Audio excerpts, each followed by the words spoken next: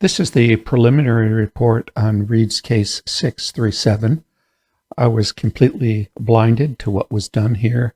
I do not even have the preoperative x-rays. These are the x-rays that I took when I got the tooth. I got the tooth in formalin, broken into pieces, so was unsure whether we would actually get anything. But when I actually took each separate piece and sectioned it, I did have one piece I could section sagittally like this.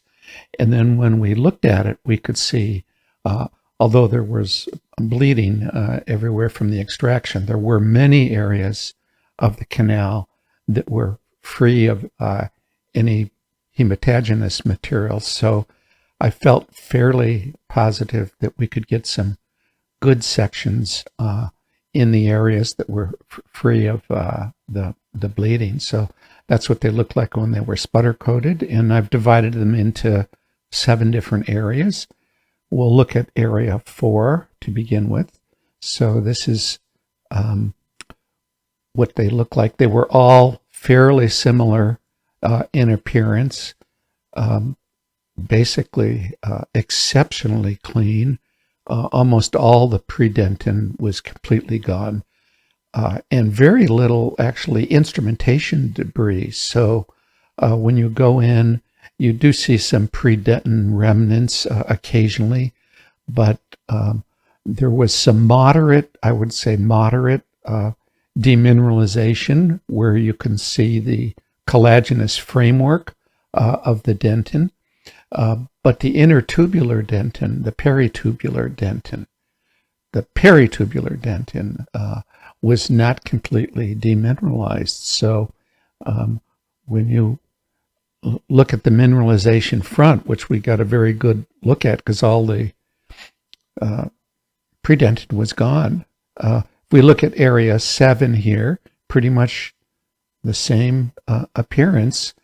You go in and really, really clean and debris-filled canal. I put some measurements there so you can kind of get a sense of the kind of instrumentation that he did. I don't know what kind of instrumentation he did here. I feel there are probably some larger shapes here for sure, though. And then when you go in closely to the partially demineralized mineralization front, you can see areas that are incompletely demineralized and areas that are demineralizing. But it seemed like a very mild kind of demineralization. If you look at area 6, again, pretty much the same view. Very, very clean dentinal wall. And just kind of a moderate kind of demineralization, and in some areas almost no demineralization of the mineralization front. You get that smooth appearance of the dentin. If you were to look at areas 4 and 5 here as well, different areas near both the coronal and apical end of the root. There were areas where there was a blood clot from, I believe, from the extraction. And then when you look more coronally, you can see the demineralization is a little more extensive. But even in this case, the peritubular dentin has not been completely demineralized because you can't see any of the collagen of the intertubular dentin. So in area 3, near the terminus of the root, again, a very similar picture and a very, very clean dentinal canal wall with minor instrumentation debris. And again, you can see the collagenous nature after the dentin has been demineralized slightly. If you look at area 2 there, very similar, and you can see the size more coronally of what he used. So that's, he used a larger taper instrument here, I'm almost positive of. And when you go in and look at the mineralization front, again, almost no evidence of any predentin, and the peritubular dentin is intact.